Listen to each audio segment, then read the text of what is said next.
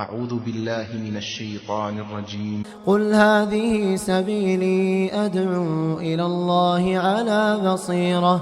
على بصيرة أنا ومن اتبعني وسبحان الله وما أنا من المشركين.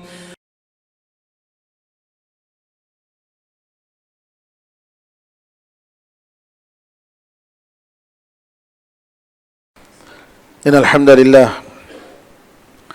نحمده ونستعينه ونستغفره ونؤمن به ونتوكل عليه ونعوذ بالله من شرور أنفسنا ومن سيئات أعمالنا من يهده الله فلا مضل له ومن يضلل فلا هادي له وأشهد أن لا إله إلا الله وحده لا شريك له وأشهد أن محمدا عبده ورسوله صلى الله عليه وعلى آله وصحبه وسلم تسليما كثيرا. أما بعد فإن خير الحديث كتاب الله وخير الهدي هدي محمد صلى الله عليه وسلم وشر الأمور محدثاتها وكل محدثة بدعة وكل بدعة ضلالة وكل ضلالة في النار. تمام تعریفیں اللہ کے لیے ہیں جو سارے جہاں کا خالق، مالک اور اس کا پروردگار ہے. رحمتیں اور سلامتی ہو احمد مجتبیٰ محمد مصطفیٰ محمد ابن عبداللہ پر جو سارے جہاں والوں کے لیے رحمت بنا کر بھیجے گئے. برادران اسلام، دختران ملت، اسلام اللہ تعالیٰ کا دیا ہوا پہلا اور آخری دین اور نبی کریم صلی اللہ علیہ وسلم پر نازل کردہ آخری شریعت. نبی کریم صلی اللہ علیہ وسلم کی یہ شریعت قیامت تک کے لیے ہے. اس شریعت کی خوبی یہ ہے کہ زندگی کے سارے شعبوں پر انسانیت کے لیے مناسب حل پیش کرتی ہے. نبی کریم صلی اللہ علیہ وسلم آج سے 1400 سال پہلے آئے، لیکن ان کی شریعت اس پورے تاریخ میں اور آج بھی اور قیامت تک کے دن بھی انشاءاللہ یہی وہ شریعت ہوگی جو انسانیت کے لیے مکمل، جس میں ہدایت ہے، جس میں کامیابی ہے، جس پر چل کر دنیا اور آخرت کا سکون وہ پا سکتا ہے. انسان کی زندگی میں مسائل کب پیدا ہوتے ہیں؟ جب شریعت کی بعض چیزوں کو لیتا ہے اور بعض چیزوں کو چھوڑ دیتا ہے. قرآن میں اللہ تعالیٰ فرماتا ہے یا ایھا الذین آمنوا ادخلوا فی السلم کافۃ ولا تتبعوا خطوات الشیطان. اے لوگوں جو ایمان لائے ہو، اسلام میں اللہ تعالیٰ کی اطاعت اور فرمانبرداری میں پورے طریقے سے داخل ہو جاؤ، پورے طریقے سے، اور شیطان کے نقش قدم کی پیروی مت کرو، کیونکہ شیطان آہستہ آہستہ انسان کو دین سے نکال دیتا ہے. نبی کریم صلی اللہ علیہ وسلم نے فرمایا لا یؤمن احدکم حتی یکون ہواہ تبعا لما جئت بہ. تم میں سے کوئی شخص اس وقت تک صحیح معنی میں مومن نہیں ہو سکتا جب تک کہ اس کی ساری خواہشات میں جو شریعت لایا ہوں اس کے تابع نہ ہو جائے. شریعت اسلامیہ کی پابندی سارے معاملات میں، عبادات میں، معاملات میں، خرید و فروخت میں، خوشی اور غم میں، شادی اور بیاہ میں، لوگوں کے ساتھ تعلقات رکھنے میں، ساری چیزوں میں شریعت کی پابندی ضروری ہے. اسی کا مطلب ہے کہ پورے طریقے سے اسلام میں داخل ہو جاؤ. جب انسان بعض کو لیتا ہے، بعض چیزوں کو چھوڑ دیتا ہے، ایک مسلمان بعض چیزوں پر عمل کرتا ہے، بعض چیزوں سے لاپرواہ ہو جاتا ہے، اور شریعت پہ پابند نہیں رہتا ہے تو یہاں اس پر مصیبتیں آتی ہیں، یہاں پر اس کا امتحان ہوتا ہے، یہاں اس کی دنیا اور آخرت برباد ہوتی ہے۔ اس لیے ہمارا فرض بنتا ہے کہ ہم جتنی چیزیں اسلام میں غیروں کے طرف سے آ گئی ہیں، جن کا تعلق اسلام سے نہیں ہے، شریعت اسلامیہ سے نہیں ہے، لوگوں نے دوسروں کو دیکھا دیکھی بنا لیا ہے، رسم و رواج، غلط باتیں، دوسروں پر ظلم، ان ساری چیزوں سے ہم توبہ کریں۔ ان میں سے ایک جہیز کی لعنت ہے۔ جہیز کا مطلب عربی زبان میں تیاری کرنا، دلہن کو تیاری کرتے ہیں تو عربی زبان میں حدیثوں میں اس کا ذکر آتا ہے کہ اس زمانے میں بھی دلہن کو باقاعدہ تیار کر کے دلہا کے پاس بھیجا جاتا تھا، اور اسی سے جہیز کا لفظ عام ہوا ہے۔ اور جہیز جس کے بارے میں سب جانتے ہیں کہ جس کی وجہ سے انسان لڑکی کے پیدا ہونے پر افسوس اور حسرت کرتا ہے۔ کیوں؟ کہ اس کی شادی کا مسئلہ، اور یہ کہ اس کی شادی کے لیے اتنے لمبے چوڑے خرچ، اور مسئلہ وہی ختم نہیں ہو جاتا، اس کے بعد بہت ساری چیزیں ہوتی ہیں جس کی وجہ سے ایک باپ، لڑکی کا باپ پریشان رہتا ہے۔ جبکہ اسلام میں شادی کے تعلق سے لڑکی پر یا لڑکی والوں پر ایک پیسہ خرچ کرنے کی ضرورت نہیں، جو بھی خرچ کرنا ہے وہ شادی کرنے والا لڑکا ہے وہ کرے گا، یہ اسلام کا رول ہے۔ قرآن میں اللہ نے فرمایا الرجال قوامون علی النساء بما فضل اللہ بعضهم علی بعض وبما انفقوا من اموالهم، جس کا ترجمہ ہے کہ مرد عورتوں پر قوام، سرپرست، نگراں، ان کو ایک درجہ بڑا ہے۔ کیوں؟ بما فضل اللہ بعضهم علی بعض، اللہ تعالیٰ نے ان کو بعض پر فضیلت دی، فوقیت دی۔ وَبِمَا أَنفَقُوا مِنْ أَمْوَالِهِمْ، اور وہ جو مال خرچ کرتے ہیں اس کی وجہ سے بھی۔ تو مال خرچ کرنے کی ذمہ داری کس پر ہے؟ شوہر پر ہے، عورت پر نہیں ہے۔ اسلام کی خوبی دیکھیے، مرد اگر بیوی پر خرچ کرتا ہے تو بیوی کا حق ہے، شوہر پر اس کا فرض ہے۔ اور اگر بیوی کے پاس مال ایکسٹرا ہو اور وہ بیوی اٹھا کر شوہر پر اگر دے رہی ہے، شوہر کو اگر دے رہی ہے تو وہ صدقہ ہے۔ آپ کو معلوم ہے کہ زینب رضی اللہ تعالیٰ عنہ، عبداللہ ابن مسعود رضی اللہ تعالیٰ عنہ کی اہلیہ، نبی کریم صلی اللہ علیہ وسلم نے جب صدقہ کی وصیت کی تو کہا، نبی کریم صلی اللہ علیہ وسلم کے پاس پیغام بھیجا کہ کیا اگر بیوی اپنے شوہر پر صدقہ اگر کچھ دے تو صدقے میں شمار ہوگا، اس میں ثواب ملے گا؟ کہا کہ ہاں ضرور ثواب ملے گا، صدقہ بھی ہے اور صلہ رحمی بھی ہے۔ بلکہ علماء نے یہاں تک کہا کہ بیوی کے پاس اگر مال ہو اور اس مال میں سے وہ زکوٰۃ دینا چاہ رہی ہے اور شوہر محتاج ہے تو بیوی اس کے زکوٰۃ کا جو پیسہ ہے وہ زکوٰۃ کا پیسہ اپنے شوہر کو دے سکتی ہے۔ یہاں تک انہوں نے کہا، کیوں؟ بیوی کی ذمہ داری نہیں ہے کہ شوہر پر وہ خرچ کرے، یہ شوہر کی ذمہ داری ہے۔ اسی طریقے سے قرآن میں اللہ تعالیٰ نے دوسری جگہ بھی فرمایا وَعَلَى الْمَوْلُودِ لَهُ رِزْقُهُنَّ وَكِسْوَتُهُنَّ بِالْمَعْرُوفِ، میاں بیوی میں اگر جدائی ہو جائے، چھوٹا بچہ ہے، دودھ پینے کے مرحلے میں، عمر میں ہے، اس بچے کو خیال کرنا پڑے گا، اور ایسی حالت میں اس کی ماں جو پہلے بیوی تھی ان کے نان نفقے کا وہ انتظام کرے گا اچھے طریقے سے۔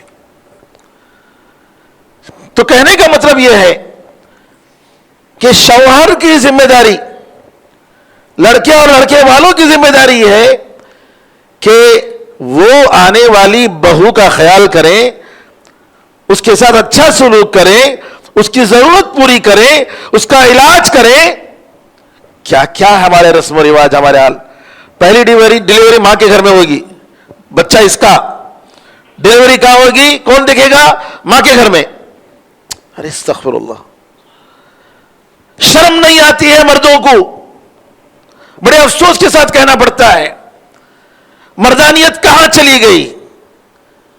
اللہ نے آپ کو دیا قوت، اللہ تعالیٰ نے آپ کو وہ مقام عطا فرمایا، اللہ تعالیٰ نے آپ کو وہ حیثیت دی، اور قرآن میں اور حدیث میں اس کا ذکر آیا.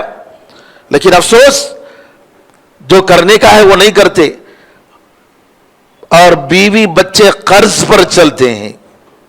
کیسے؟ مہر کس کے لیے؟ وہ تو نام کے واسطے لکھاتے نا، دینے کی تو کوئی چیز نہیں ہے. نعوذ باللہ من ذالک.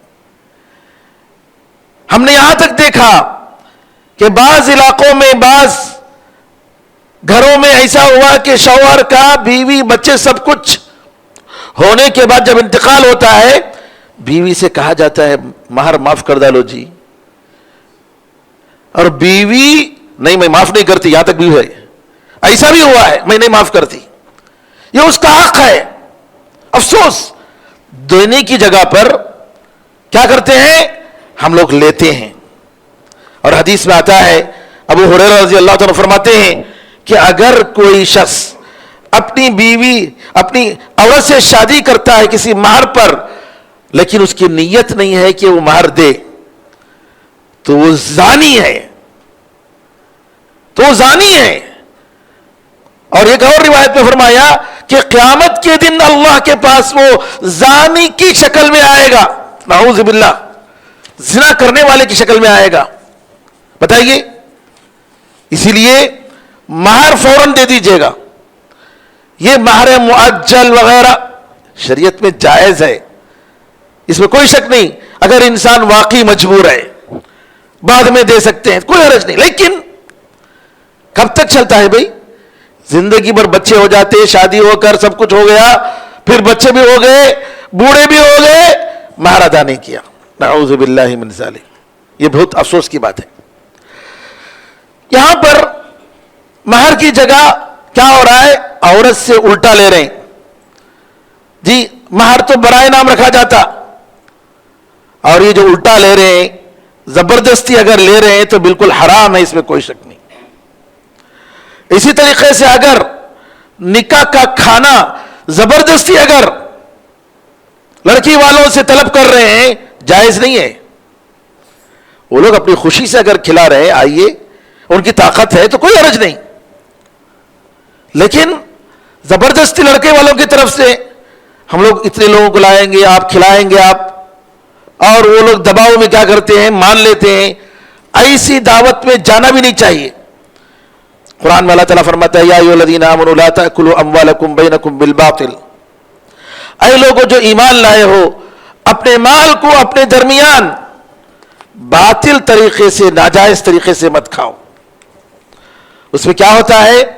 یہ جہیز ایک نمائش، دکھاوے کے لیے ایک لمبی فہرست ہوتی ہے. اور ہمارے پاس جو ہے شادیوں میں بہت سارے جو غلط رسم و رواج آ گئے ہیں، ان میں سے ایک یہ بھی ہے کہ شادی کے موقع پر جو تحفے تحائف دیتے ہیں، وہ کیا ہوتا ہے؟ وہ قرض کے طور پر ہوتا ہے. نعوذ باللہ. ہدیے کے بارے میں آتا ہے، نبی کریم صلی اللہ علیہ وسلم فرماتے ہیں العائد فی ہبتہ کالکلب العائد فی قیہ. اپنے ہدیے میں جو شخص واپس لیتا ہے، واپس دیو جی میرا ہدیہ. اب یہ شادیوں میں جو تحفے تحائف ہوتے ہیں، اس کی وجہ سے عام طور پر جو رواج ہے آج کل وہی ہے. باقاعدہ لکھتے ہیں کون کیا دیے، کیا بولے تو واپس کرنا ہے. دینے والے کو، ہدیہ دینے والے کو ہرگز اس نیت سے دینی نہیں چاہیے کہ یہ ہدیہ میرے پاس واپس آئے گا، نعوذ باللہ. ورنہ اس کتے کی مثال ہے جو قے کر کے چاٹتا ہے، نعوذ باللہ. نبی کریم صلی اللہ علیہ وسلم نے اتنی بری مثال دی کہ اپنے ہدیے میں واپس لینے والا، اپنے ہدیے کو واپس لینے والا وہ کیا ہے؟ اس کی مثال اس کتے کی مثال ہے جو قے کر کے نعوذ باللہ چاٹتا ہے، نعوذ باللہ۔ تو لہذا یہ بھی ایک غلط چیز ہے کہ آپ کوئی ہدیہ دیتے ہیں کسی کی شادی میں، چاہے رشتہ داروں کی ہو غیروں کی ہو، ہرگز یہ تمنا کے ساتھ مت دیجئے گا کہ پیسے ہمارے گھر میں شادی ہوگی تو واپس آئے گا، نعوذ باللہ۔ دے دیا الحمدللہ، بس یہی ہدیہ کا مطلب یہی ہوتا ہے۔ یہاں پر جہیز میں کیا ہوتا ہے کہ جہیز لوگ اس لیے دیتے ہیں کہ کیا بولیں گے، کون کی مل جائے، ایک معمولی انسان بکرا مل گیا ذبح کر ڈالے، دیکھو کیا بھی دیے نہیں، دیکھو ایسا سب بولیں گے نا ہم نا، اس ڈر سے کیا کرتے ہیں؟ جہیز دیتے ہیں۔ جہیز شان و شوکت کا اظہار، اسراف حد سے زیادہ، اور جس کے پاس طاقت نہیں ہوتی وہ کیا کرتا ہے؟ قرض لیتا ہے، کبھی جو ہے سود پر قرض لے کر نعوذ باللہ جہیز دیتا ہے، اور پھر اس کے بعد دینے کے بعد بھی کچھ لوگ ہوتے ہیں جو نعوذ باللہ تانے دیتے رہتے ہیں، کیا دے ڈالے تمہارے اما بابا، کیا اٹھا کو دے ڈالے بول کو، ایسی باتیں نعوذ باللہ لے کر پھر اس کے بعد الٹا تانا۔ شرم کرنی چاہیے، شرم آنی چاہیے ایسے گھر والوں پر، شرم کرنی چاہیے ایسے ساس کو، ایسے سسرال کو جو لڑکی اپنے گھر چھوڑ کر جی آئی ہے آپ کے گھر میں خدمت کر رہی ہے، آپ کی خدمت کر رہی ہے، آپ کے بیٹی کی خدمت کر رہی ہے، اس کے بچوں کی خدمت کر رہی ہے، اب الٹا آپ تانا دے رہے ہیں، یہ کون سی انسانیت ہے؟ دلیل لیتے ہیں فاطمہ رضی اللہ تعالیٰ عنہ کا واقعہ۔ فاطمہ رضی اللہ تعالیٰ عنہ کے بارے میں آتا ہے، یہ صحیح حدیث ہے سنن نسائی وغیرہ میں، کہ نبی کریم صلی اللہ علیہ وسلم نے فاطمہ رضی اللہ تعالیٰ عنہ کی شادی جب علی رضی اللہ عنہ سے کی تو آپ نے کیا کیا دیا؟ بلینکٹ دیا، ایک مشکیزہ دیا پانی کے لیے، ایک تکیہ دیا، اور وہ تکیے میں کیا بھرا ہوا تھا؟ اذخر نام کا ایک پودا، گھاس، اذخر ایک قسم کا گھاس ہے، اس کو جو ہے اس میں بھر کر جو ہے تکیہ، یہ تین چیزیں آپ نے دی۔ اس میں دیکھیے نبی کریم صلی اللہ علیہ وسلم علی رضی اللہ تعالیٰ عنہ کو پالنے والے تھے۔ ابو طالب آپ کے چچا غریب تھے، آپ کے بچوں کو نبی کریم صلی اللہ علیہ وسلم نے مختلف لوگوں میں تقسیم کر دیا، اور علی رضی اللہ تعالیٰ عنہ کو خود اپنے ذمے لے لیا۔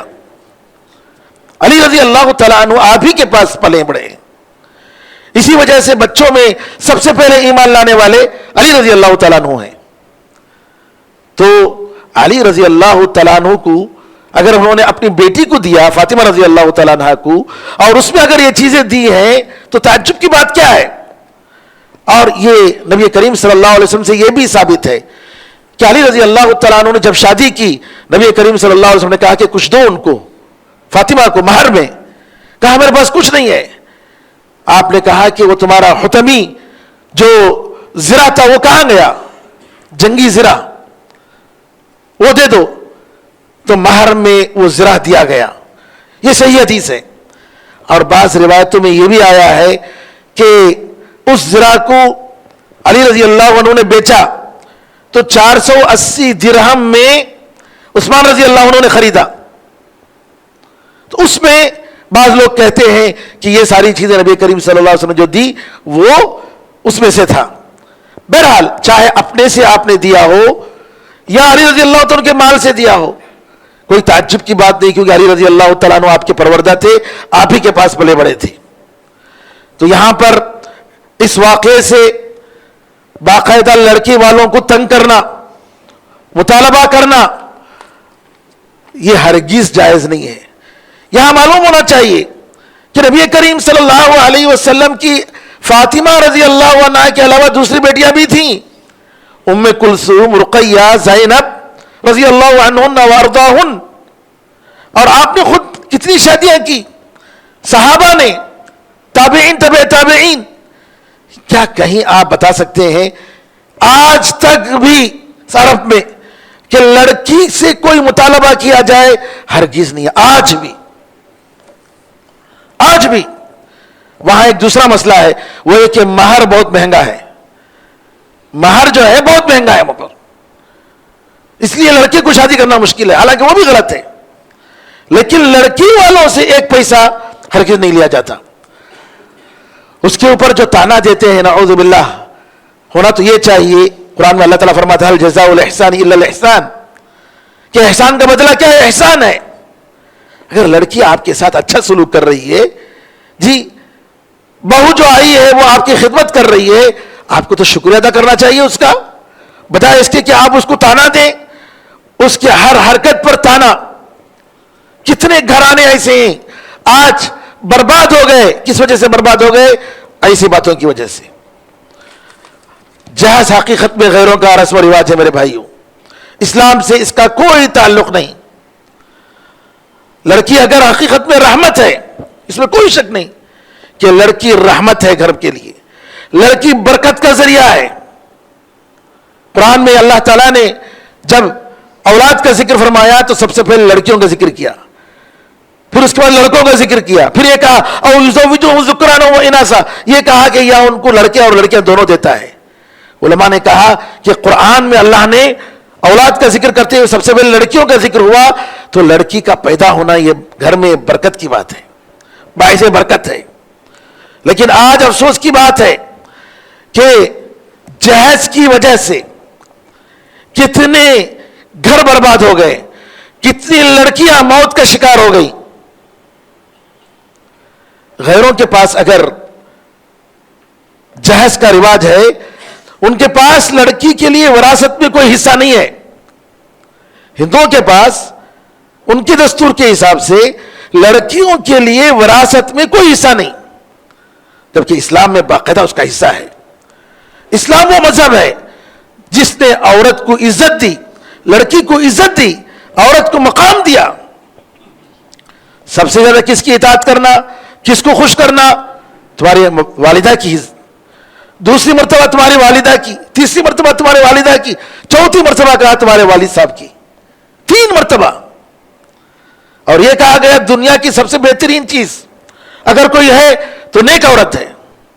اور یہ کہا گیا اگر کوئی 2 لڑکی کو پالتا ہے تو وہ جنت میں ہوگا. سبحان اللہ، یہ ساری چیزیں.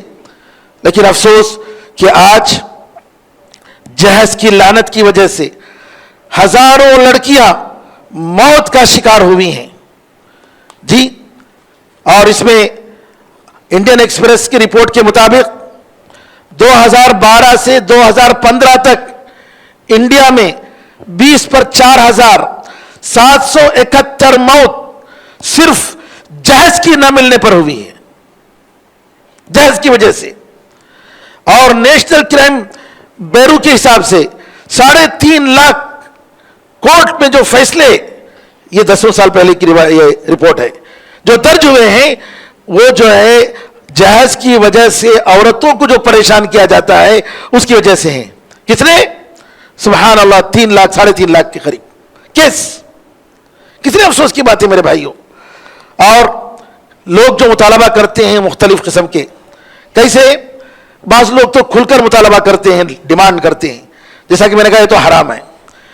دوسرا کچھ لوگ اشارتاً، کیا ہمیں کچھ نہیں چاہیے، اپنی بیٹی کو دینا ہے تو دے ڈالو. یہ نعوذ باللہ منگنے کا دوسرا طریقہ. وہ آ رہی ہے تمہارے گھر میں، الگ تو نہیں جا رہی ہے، یا اگر جا رہی ہے تو تمہارے شوہر کے ساتھ، تمہارے بیٹے کے ساتھ، اور تم جو ہے اس کو جو ہے کہہ رہے ہو کہ اگر لین دینا ہے تو اپنی بیٹی کو دو. پھر لینے کے بعد بھی کیا کرتے ہیں؟ اس پہ تانا دیتے رہتے ہیں. 18ویں صدی عیسوی میں میر تقی میر ایک بہت بڑے مشہور شاعر گزرے ہیں اردو کے. ان کی زندگی بہت تکلیف میں گزری، اور وہ تکلیف کے اور درد کے اشعار اور شاعر کے نام سے مشہور ہیں. بڑی مشکل سے اپنی بیٹی کی شادی کری، جہیز میں اپنی بیٹی کا گھر آباد کرنے کے لیے اپنا گھر بیچ دیا، برباد کر دیا. شادی ہوتی ہے، بیٹی جاتی ہے سسرال میں، جا کر اس افسوس میں کہ میرے باپ نے اپنا گھر بیچ دیا, روتی ہے 2-3 دن تک روتی رہتی ہے اور روتے روتے مر جاتی ہے, اس کی موت آ جاتی ہے.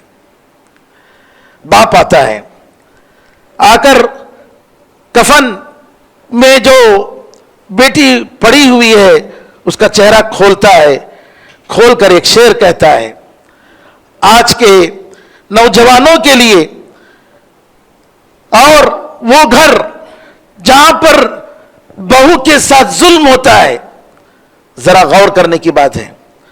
اب آیا ہے خیال اے آرام جا اس نامرادی میں, آرام جا یعنی میری جان کے آرام, میری جان کے سکون, اپنی بیٹی سے خطاب کرتے ہوئے وہ شاعر کہہ رہے ہیں. اب آیا ہے خیال اے آرام جا اس نامرادی میں, اس نامراد دنیا میں, ناکام دنیا میں, کفن دینا تمہیں بھولے تھے ہم اسباب شادی میں,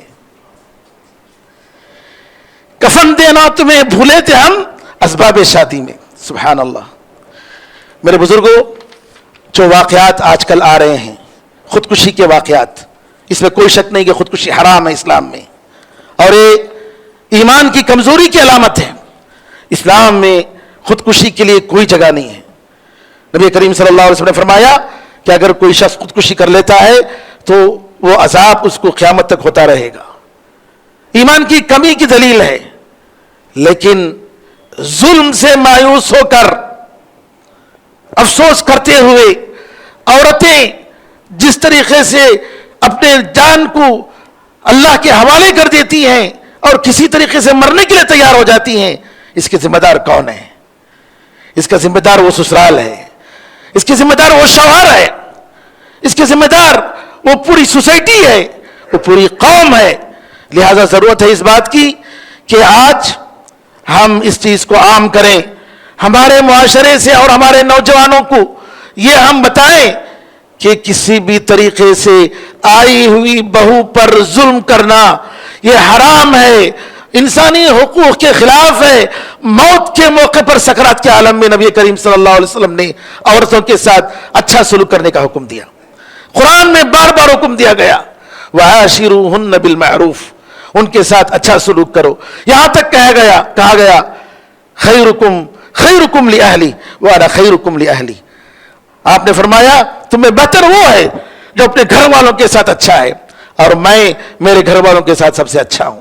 اللہ سے دعا ہے کہ اللہ تعالی ہمارے معاشرے میں ہمارے مردوں کو اور عورتوں کو دین کی سمجھ عطا فرمائے, اللہ تعالیٰ کا خوف اور اللہ کی محبت عطا فرمائے, اور اللہ تعالیٰ اور اس کے رسول اللہ صلی اللہ علیہ وسلم کی شریعت کے مطابق زندگی گزارنے کو اللہ تعالیٰ ہم سب کو توفیق عطا فرمائے. آمین ارحم الراحمین. بارک اللہ لنا ولکم فی القرآن العظیم ونفعنا وإياكم بالآیات والذکر الحکیم. انہ تعالی جواد کریم ملک الرؤوف الرحیم رب حلیم.